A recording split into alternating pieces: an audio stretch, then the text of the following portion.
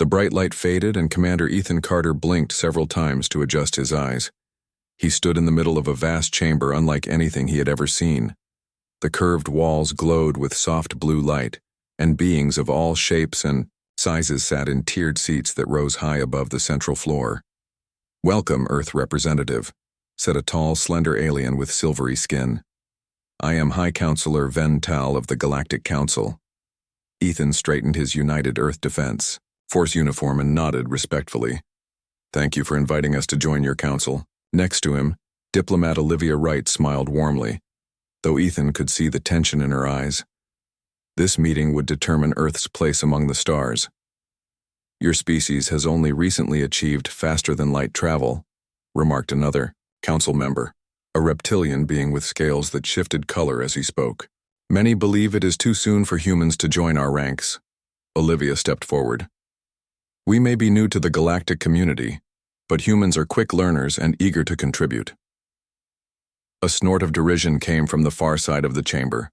A bulky, gray-skinned alien with prominent facial ridges stood up. "These humans are barely space-capable primates.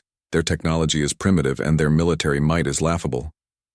"Admiral Grek Thul," Ven Tal said calmly.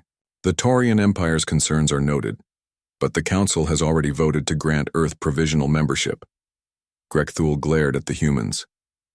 "The Taurian Empire has protected this galaxy for centuries. We do not need the help of children."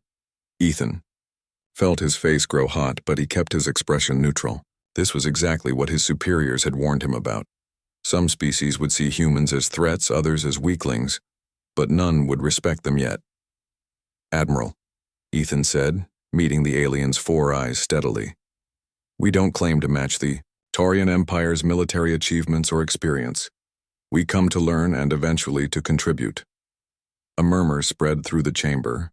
Most council members had expected the human to back down. A hooded figure in dark blue robes spoke next, their voice soft yet carrying easily across the chamber. "I am Zenza of the Eldari. I have studied Earth's brief history. What humans lack in technology, they make up for in adaptability. This trait should not be underestimated." Grek Thul waved a dismissive hand. "Adaptability means nothing without power to back it up." "Perhaps," Zenza replied, "but given time, adaptability often leads to power." The council debated for hours. Ethan and Olivia stood patiently, answering questions about Earth's military capabilities, governmental structures, and social development. Most questions revealed how primitive the council considered human technology and culture. Finally, Ven Tal raised a hand for silence. "The council has reached a decision. Earth will be granted provisional membership and assigned to the lowest tier of our defense structure. Commander Carter will serve as military liaison, and Diplomat Wright as political representative." Grek Thul stood again. "Let the record show the Taurian Empire objects to this decision. When these humans fail to meet council standards, we will remind you of our warning." As the chamber emptied, Zenza approached the humans. Up close, Ethan could see nothing of the alien's face within the hood, only two glowing silver eyes. "The path ahead will be difficult," Zenza said quietly. "The Taurians fear what they do not understand, and they do not understand your kind." "Will they try to sabotage our efforts?" Olivia asked. Shenza tilted their hooded head. "Almost certainly, but in doing so, they may unintentionally help you grow stronger." Later aboard their ship, Ethan looked out at the massive council station. "Lowest tier. We're basically errand runners for the real military forces." Olivia placed a hand on his shoulder. "For now. But did you notice how many species were watching us with interest, not contempt? We're not just representing Earth now. We're setting the stage for humanity's future in the galaxy." Ethan nodded slowly. "Then we'd better make a good impression." He activated his communicator. "This is Commander Carter to Earth Command. First contact protocols complete. The good news is we're in. The bad news? We have a lot to prove." 5 years passed since Earth joined the Galactic Council. The UES Defiant, Earth's first combat vessel built with alien technology, drifted slowly through the outer reaches of Council space. Captain Samuel Ross stood on the bridge, watching the unfamiliar stars. "Captain, we're approaching the patrol marker. said Executive Officer Maria Alvarez. She tapped on her console, still getting used to the alien symbols. "Another day, another boring patrol," said Samuel. "Set standard sweep pattern." The Defiant had been assigned the least important patrol routes for the past 3 months. The ship's crew of 50 humans worked hard to prove themselves, but the council races gave them little chance to show what they could do. In the ship's science lab, Dr. Caroline Wright studied the neural interface the council had provided. The device let pilots connect their minds directly to their ships, but it worked poorly with human brains. "The problem isn't our brains," Caroline muttered. "It's that they designed these for Taurian neural patterns." She adjusted several settings and called over a test subject. "Lieutenant Ellis, try it now." The young pilot put on the interface helmet. His eyes widened. "Doctor, I can feel the ship. It's like my own body." Caroline smiled. "I thought so. We process information differently than Taurians. I modified it to match human thought patterns." Meanwhile, in the weapons section, Lieutenant John Diaz worked on the targeting system. The council weapons were powerful but slow to lock onto fast-moving targets. "What if we predict where targets will be instead of tracking where they are?" John asked himself. He wrote new code that used human reflexes and pattern recognition to improve the system. When he tested it, the targeting speed improved by 40%. "Captain Ross," John called over the comm, "I think you should see this." By the end of the week, the Defiant had undergone several human-made improvements. The council hadn't authorized these changes, but Captain Ross decided some rules needed bending. "If we wait for permission, we'll never get anything done," he told his officers. "Better to ask forgiveness than permission." The Defiant received unexpected visitors when a council science vessel docked with them. Dr. Lornthe, a tall, thin alien with 4 arms, came aboard with his assistant, researcher Verna. "We've been monitoring your ship's performance data," Lornthe said. "Your efficiency has improved significantly." "How?" Captain Ross showed them the modifications his crew had made. Verna studied everything with obvious interest. "Fascinating," she said. "No other species would have thought to adapt the technology this way." Before they could discuss further, alarms blared. A Taurian warship dropped out of hyperspace directly in front of them. "Attention, human vessel," came Admiral Greg Thule's voice. "We are conducting combat exercises in this sector. You will participate." As the target vessel, Maria Alvarez frowned. "Captain, we weren't notified of any exercises." "Of course not," Ross replied quietly. "This is Greg Thule's way of putting us in our place." The Taurian ship launched training drones that fired harmless but bright energy pulses. If the Defiant was hit, it would be recorded as a kill, embarrassing the human crew. "Lieutenant Diaz, let's see if your targeting system works," Ross ordered. "Officer Alvarez, evasive pattern Delta." The Defiant moved with surprising speed. When the drones fired, the ship was already elsewhere. When it fired back, its shots connected with stunning accuracy. After 10 minutes, all 12 Taurian drones had been neutralized. The Defiant hadn't been hit once. Silence filled the bridge. Then Dr. Lornthe spoke. "Most impressive, Captain. I believe the Taurians expected a different outcome." On the view screen, Admiral Greg Thule's face appeared, his expression dark with anger. "This exercise was clearly compromised. Your ship's performance will be investigated." When the transmission ended, Captain Ross turned to his crew. "They'll try to discredit us, but data doesn't lie. We've shown what humans can do with even the smallest chance." Dr. Lornthe and Verna exchanged glances.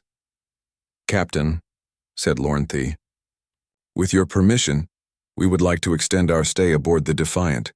I believe we have much to learn from each other." The UES Defiant drifted on the edge of the Orion sector, far from the main council trade routes. Captain Ross stared at a report on his datapad. His ship had been assigned to this empty region for the past month, clearly punishment for embarrassing Admiral Greg Thule. "Captain, incoming emergency signal," Officer Alvarez called out suddenly. "It's from Outpost Sigma. They're under attack." Ross jumped to his feet. "What?" "That's a civilian research station. Who's attacking them?" "Unknown ships, sir. Never seen this design before." Dr. Lornthe, who had stayed aboard to study human adaptability, looked at the sensor readings. Those are not council vessels or any known species. Outpost Sigma reports heavy damage, Alvarez said. They have hundreds of civilians with no defenses. Ross didn't hesitate. Set course immediately, maximum speed. Sir, his navigator said nervously, protocol says we should call for backup. The Defiant isn't a warship. We're just a patrol vessel. We're the only ship close enough, Ross replied. Those people will be dead before help arrives. The Defiant raced through space. When they arrived at Outpost Sigma, 3 black ships with sharp, pointed designs were firing on the civilian station.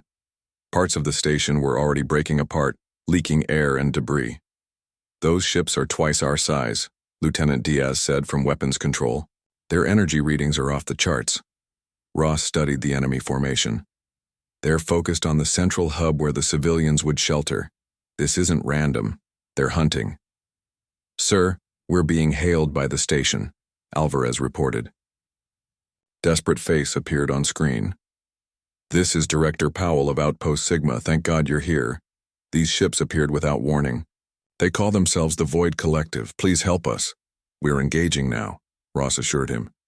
Begin evacuation to your escape pods. Ross turned to his crew. Diaz, use your targeting algorithm. Focus on their weapons. Alvarez, evasive pattern. Echo, let's keep their attention on us, not the station. The Defiant darted forward, small and nimble compared to the enemy vessels. It fired precise shots at the lead ship's weapon ports. The enemy seemed surprised by the accuracy. Turning to face this new threat. They're locking weapons on us, Diaz warned. Combat Engineer Bennett, report to the bridge, Ross called over the comm. Victoria Bennett, a practical woman with short red hair, rushed onto the bridge. Sir? Ross pointed to the enemy ships. Their shields operate on an energy frequency our weapons barely touch. Can you modify our shields to match their attack pattern? Use their own energy against them? Bennett studied the readings. Never been done before, but theoretically, yes. I'll need 10 minutes. You have 5, Ross said as the ship shook from the first hit. The Defiant danced between enemy fire, taking hits but giving the engineer time to work. Lieutenant Diaz's targeting system kept finding weak points, disabling one enemy weapon after another. Ready, Captain, Bennett called. Redirecting shield configuration now. When the next enemy blast hit, the Defiant's shields flashed brightly. Instead of absorbing the impact, they reflected it back, doubling its power. The enemy ship's own energy tore through its forward section. It worked, Alvarez shouted. For 20 minutes, the Defiant held off 3 superior ships. Just as their shields were failing, a flash of light announced the arrival of Council reinforcements. 3 Taurian warships dropped out of hyperspace, led by Admiral Greg Thule himself. The enemy ships, already damaged by the Defiant's defense, quickly retreated when faced with the new arrivals. Admiral Greg Thule's face appeared on the view screen. For once, the Taurian wasn't scowling. Captain Ross, he said grudgingly, your ship should have been destroyed within seconds. Explain how you survived. Ross glanced at his crew. Human ingenuity had saved the day. We adapted, Admiral. That's what humans do best. In the background, Zenza appeared beside Greg Thule. Though Ross couldn't see the mysterious alien's face within the hood, he sensed they were pleased. As I predicted, Zenza said quietly. Humanity's time in the galaxy is just beginning. 3 years had passed since the battle at Outpost Sigma. The view from the large windows of the UEDF Academy on Earth's moon showed 5 sleek warships in orbit. Earth's fleet had grown, and so had its reputation. Admiral Samuel Ross, promoted, after his actions on the Defiant, walked through the Academy halls. Cadets of various species snapped to attention as he passed. Some were human, but others had blue skin, extra limbs, or scaled faces. The Academy now trained officers from 12 different council worlds. Admiral on deck called an instructor as Ross entered the tactical training room. At ease, Ross said. Continue your exercises. In the center of the room, Major Maria Alvarez supervised a mixed team of cadets. She had become Earth's top tactical instructor, teaching human combat methods to alien allies. Phoenix Squadron, reset the simulation, she ordered. Remember, adapt to changing conditions. Don't just follow the standard response. Ross watched with pride. 3 years ago, no alien would have considered learning from humans. Now they competed for spots in Alvarez's elite unit. In another part of the academy, Dr. Caroline Wright worked, with a team of scientists in a high-security lab. On a table lay what looked like a silver helmet. The neural interface is ready for testing, said a blue-skinned cerulean scientist. Caroline nodded.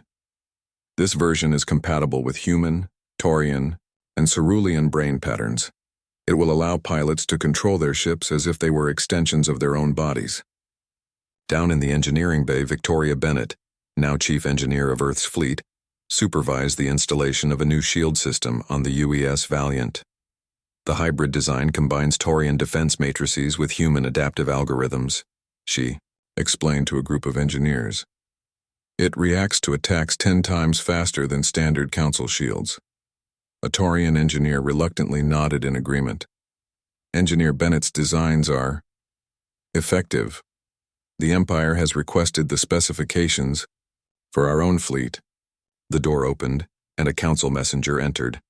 Admiral Ross and his senior staff are requested at Council headquarters immediately. An hour later, Ross, Alvarez, Wright, and Bennett sat in a Council meeting chamber. High Counselor Vental stood before a large holographic display showing a star map. 3 more outposts have gone dark, Vental said grimly. The Void Collective is expanding its attacks. Admiral Greg Thule, now the Taurian representative to the Council Defense Committee, pointed to the map. Their ships have improved. Our standard tactics are no longer effective. Zenza, still mysterious in hooded robes, turned to Ross. The Council has a proposal for Earth. Your ships have shown remarkable effectiveness against void vessels. Vental nodded. We wish to grant Earth access to Tier 2 military technology with one condition. What condition? Ross asked carefully.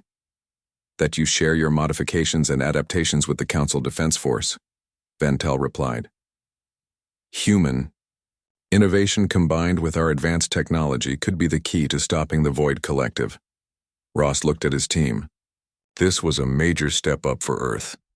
Tier 2 technology was centuries ahead of what humans had developed independently. We accept, Ross said, with our own condition. Earth vessels maintain operational independence. We coordinate with Council forces but keep our command structure. The Council members exchanged glances. This was an unusual request, but Earth had earned respect. Agreed, Vental said finally. As they left the chamber, diplomat Ryan Murphy, who had replaced Olivia Wright, joined them in the corridor. Big news, he said. The Taurians have requested human assistance in upgrading their fleet defenses. They're actually asking for our help. Alvarez smiled. Never thought I'd see the day. And there's more, Murphy added. The Council has approved expanded production facilities in Earth orbit. We'll be building ships with Tier 2 technology. Ross looked out a window at the massive Council station. 3 years ago, we were errand runners. Now they're coming to us for help. Zenza appeared silently beside him. Your rise continues as predicted, Admiral, but be cautious. The Void Collective grows stronger, and not all in the Council welcome Earth's increasing influence. Are you warning me about the Void Collective or about our allies? Ross asked. Zenza's silver eyes gleamed from within the hood. Perhaps both, Admiral. Perhaps both. Alarms blared throughout the Council's central command station. Emergency messages flooded in from a dozen worlds. The Void Collective had launched simultaneous attacks across the galaxy. Captain William Chen of the UES Intrepid stared at the tactical display. His ship hovered near the edge of a massive space battle around the Procyon colony. 3 Taurian warships burned nearby, their once mighty shields useless against the Void's new weapons. They've adapted their weapons, Chen said grimly. Standard Council shields can't withstand the energy frequency. His science officer nodded. The Void ships have some kind of phase-shifting technology. They're changing their attack pattern every few seconds. On the main Council station, Admiral Ross rushed into the emergency meeting chamber. Representatives from all major council races argued loudly around a holographic map showing red attack points across the galaxy. "Silence!" High Counselor Vental shouted. "This crisis requires clear heads, not panic." Admiral Greg Thule slammed, his fist on the table. "The mighty Taurian fleet lost 7 dreadnoughts in the first hour. These void creatures have found a way to bypass our best defenses." Ross studied the battle data carefully. He noticed something odd about the void ship's energy patterns. "The frequency shifts follow a pattern," he said suddenly. "It's complex, but not random. There's a predictable sequence." The room fell silent as Ross explained his observation. "If we can predict the next shift, we can synchronize our shields to match." "Impossible," a cerulean scientist argued. "The calculations would take too long during battle conditions." "Not with human neural interfaces," Ross countered. "Our pilots can make these adjustments instinctively." From across the room, Zenza spoke. "Admiral Ross may be correct. The human mind processes patterns differently than our species." As they debated, another message came in. The UES Intrepid had engaged 3 void cruisers near Procyon. Captain Chen had noticed the same pattern Ross had discovered. He ordered his shield technicians to manually adjust their frequencies based on his predictions of the enemy's next shift. "Now," Chen ordered as a void ship fired its main weapon. The Intrepid's shields flashed but held. The crew cheered. "We found their weakness," Chen reported to command. "Their phase shifting follows mathematical sequences. We can predict them." Back at Council headquarters, Ross proposed a bold plan. "We need to take the fight to them. A small fast fleet can penetrate their territory while our main forces defend key worlds." "Madness," Greg Thule argued. "We should consolidate our forces to protect Council homeworlds. If we only defend, we'll eventually lose." Ross insisted. "We need to strike at their command structure." After hours of debate, the Council narrowly approved Ross's plan.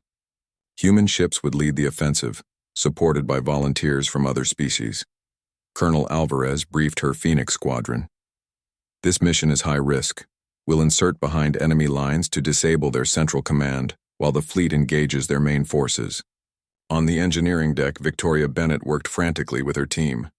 "These hybrid weapons combine Taurian power cores with human targeting systems.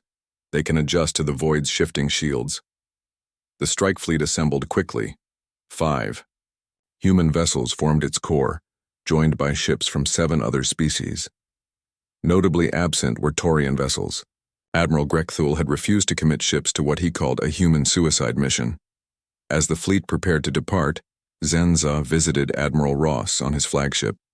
"You realize the Council expects you to fail," the hooded figure said quietly. Ross nodded. "They approved the mission because they think it's doomed. If we succeed, humanity proves its worth. If we fail, they've lost only a small part of their force." "And you still choose to go?" "We do," Ross confirmed. "Because someone needs to take action before it's too late." Zenza's silver eyes studied Ross. "From the moment your species joined the Council, I knew this day would come. The others see you as expendable assets. They do not yet understand that you are the future." As Zenza departed, Admiral Ross gave the order to his fleet. "All ships, prepare for jump. Today we show the galaxy what humans can do when facing impossible odds." The strike fleet vanished into hyperspace, heading straight for the heart of Void territory. The Grand Hall of the Galactic Council was packed with representatives from every member world. The mood was celebratory, but tension still lingered in the air. The Void Collective had been pushed back, their command structure crippled by the human-led strike force.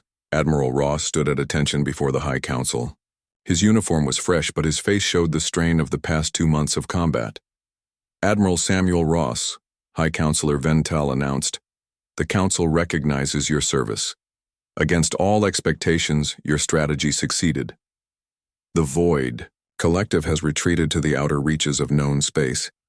Murmurs of approval spread through the hall. Even some Taurian representatives nodded grudgingly. "In recognition of your achievements," Vental continued, "we appoint you to the High Command Council. You are the first human to hold this position." Ross saluted crisply.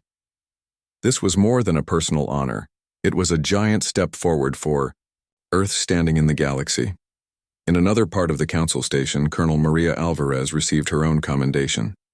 Her Phoenix squadron had successfully infiltrated the Void Command Center, disabling their coordination systems at a critical moment. "Colonel," said a Taurian officer who approached her after the ceremony, "I am Commander Drek. My government requests your assistance in training our special forces in human tactics." Alvarez hid her surprise. "The Taurian Empire wants human training methods?" Commander Drek looked uncomfortable. "Our traditional approaches proved inadequate against the Void. Your adaptive strategies were more effective." Meanwhile, diplomat Ryan Murphy met with the Council's Resource Allocation Committee. The meeting had been tense, but as Murphy left the chamber, he wore a satisfied smile. "Earth has been granted 3 new shipyard allocations," he told Victoria Bennett, who waited outside. "The Council is investing heavily in our production capabilities." Bennett's eyes widened. 3? We only asked for 1. "The Council wants more ships with human innovations," Murphy explained. "They're prioritizing our hybrid designs over traditional models." Back on Earth, Dr. Caroline Wright led a team through a massive new research facility. Scientists from 6 different species worked side by side, studying the neural interface technology that had proven crucial during the conflict. The latest prototype allows for direct synchronization between pilots of different species, Wright explained to a group of visitors. A human, Taurian, and Cerulean could fly in perfect formation, sharing tactical information instantaneously. 1 of the visitors, a Taurian scientist, examined the device with interest. "This could revolutionize fleet operations."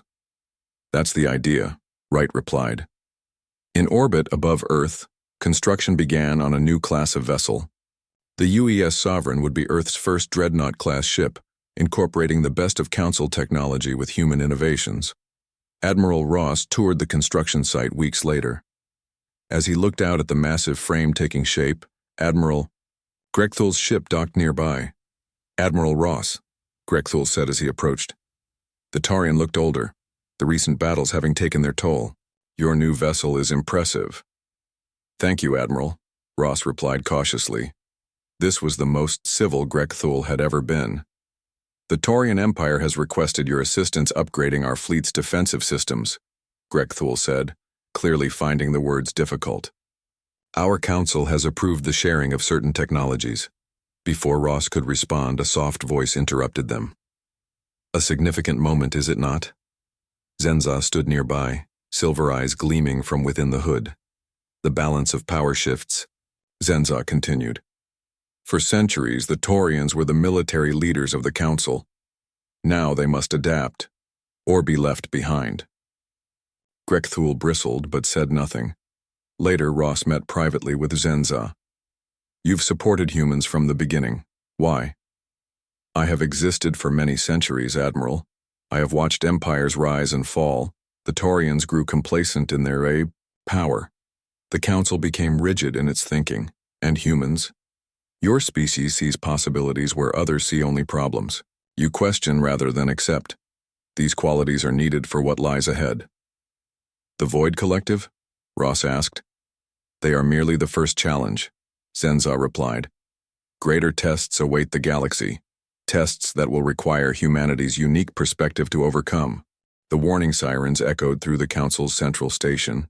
After months of retreat and regrouping, the Void Collective had launched its final desperate offensive. Their target, the Council homeworld itself. Admiral Ross stood in the command center, surrounded by representatives from every major species. The holographic display showed hundreds of Void ships approaching. "They've committed everything they have," Ross said. "This is their final push." A Cerulean commander shook his head. "There are too many. Our defenses cannot hold against such numbers."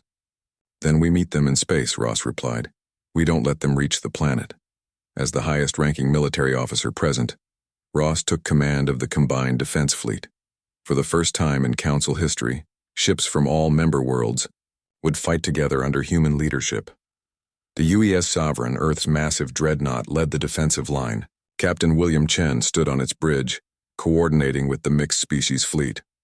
All ships form up, Chen ordered. Taurian heavy cruisers on the flanks, Cerulean fast attack vessels in forward position. Human ships will hold the center. In orbit around the Council homeworld, Colonel Alvarez, now General Alvarez, prepared ground forces in case enemy ships broke through. Her Phoenix squadron had expanded to include elite troops from 12 species. "Remember your training," she told them. "We fight as one force today." Admiral Grekthul's flagship moved into position beside the Sovereign. The Taurian commander opened a channel to Captain Chen. "The Taurian Empire stands with Earth," Grekthul said formally. "Today we fight as brothers." Chen nodded. "Together, Admiral." The void ships emerged from hyperspace, hundreds of black angular vessels filling the view screen. At their center was a massive mothership, twice the size of any vessel ever encountered. "All ships, prepare to engage," Ross ordered from the command center. "Follow the battle plan. Stay in your formations."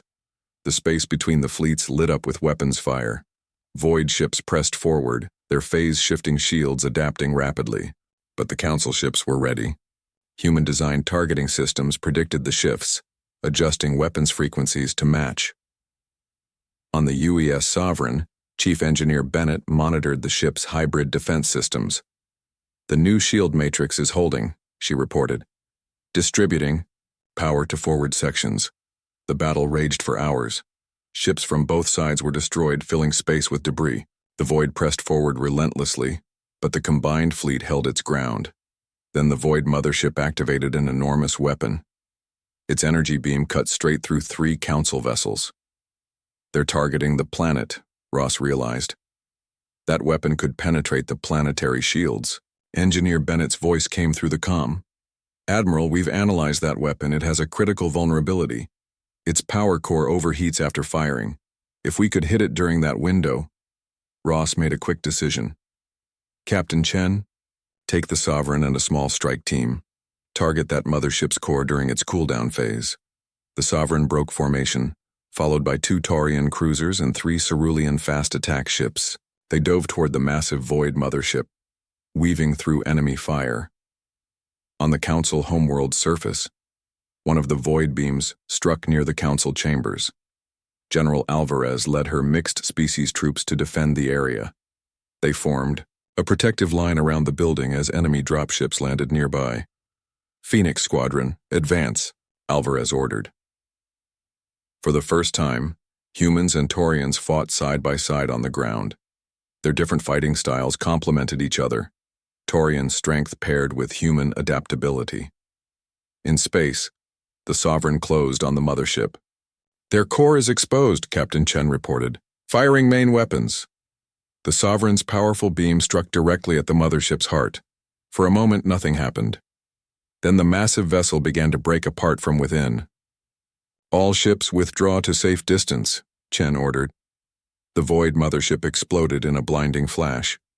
Without their command vessel, the remaining Void ships fell into disarray. Some retreated immediately, while others fought on without coordination. The surface General Alvarez's forces pushed back the Void ground troops. "The enemy is retreating," she reported. "The Council chambers are secure." Admiral Ross watched as the remaining Void ships fled. This victory had not come easily. Many ships were lost, and thousands had died. But for the first time, the entire Council had fought together as one force, under human leadership. "The tide has turned," Zenza said, suddenly beside Ross. "Today marks the beginning of a new era for the galaxy." 5 years had passed since the defeat of the Void Collective. On the rebuilt Council homeworld, a ceremony marked the anniversary of the victory. The Grand Plaza was filled with representatives from every Council world.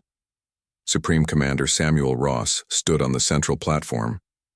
His uniform now bore the highest rank insignia in the United Council Defense Forces. Beside him stood leaders from all major Council races, including Admiral Grekthul of the Taurian Empire. 5 years ago, we faced extinction, Ross addressed the crowd. Today, we stand united as never before. The audience applauded. Ships from the combined fleet performed a flyover, led by the UES Defender, Earth's newest flagship. Its design had become the template for the Council's next-generation vessels. In the years since the final battle, Earth had become the primary military power in the galaxy. Human tactics, technology, and training methods had been adopted by all Council races. The UEDF Academy on Luna had become the most prestigious military training facility in known space, with young officers from every species competing for admission. After the ceremony, Ross met with Greg Thule in a quiet garden overlooking the city. The Taurian commander had aged, but his 4 eyes remained sharp. If someone had told me 10 years ago that I would serve under human leadership, I would have had them executed for insanity, Greg Thule said. Ross smiled. And if someone had told me humans would lead the galaxy's defense so soon after joining the Council, I wouldn't have believed it either. You earned it, Greg Thule admitted. The Taurian-Human Military Alliance has made both our peoples stronger. Across the city, General Maria Alvarez inspected the graduation ceremony of the latest Phoenix Squadron recruits. What had begun as a small tactical unit was now the Council's elite rapid response force, with bases on 30 different worlds. You represent the best of all our peoples, she told the graduates. Together we stand ready to defend any world in Council space. In the main research facility, Dr. Caroline Wright demonstrated the latest version of the neural interface technology. Council representatives watched in amazement as pilots from 5 different species operated a simulator in perfect harmony, their thoughts and reactions synchronized through Wright's invention. This technology has applications beyond military use, Wright explained. It allows different species to truly understand each other's perspectives for the first time in galactic history. Chief Engineer Victoria Bennett, now Director of the Council's Advanced Engineering Corps, oversaw the construction of a massive defense platform in orbit. The station combined technologies from all Council races but was built around core human design principles. The adaptive shield matrix can respond to any known weapon, Bennett explained to a group of visiting engineers. And the modular design allows for upgrades as new technologies are developed. That evening, Supreme Commander Ross returned to his office to find Zenza waiting. The mysterious hooded figure had become a regular advisor in the years since the war. You have achieved everything I predicted and more, Zenza said, from galactic rookies to the cornerstone of our security in just 10 years. We had help, Ross acknowledged. Your support made a difference from the beginning. I merely saw what others could not, Zenza replied. Humanity's greatest strength was never your technology, but your ability to adapt, to see new solutions, and to bring others together. An aide entered the room with an urgent message. Supreme Commander, long-range sensors have detected unusual energy signatures beyond the outer rim. It doesn't match any known pattern. Ross and Zenza exchanged glances. The galaxy is vast, Zenza said quietly. The Void Collective was only one of many challenges that exist in the darkness between stars. Ross nodded and activated the command network. Alert all fleet commanders. Dispatch scout vessels to investigate. General Alvarez is to prepare Phoenix Squadron for possible deployment. As always, his orders were carried out. Ross looked out at the stars visible through his office window. 10 years ago, humanity had been newcomers to the galactic community, seen as primitive and weak. Now the galaxy looked to Earth for leadership and protection. Whatever's out there, Ross said, we'll face it together. Zenza's silver eyes gleamed from within the hood. And that, Commander, is why humanity will prevail.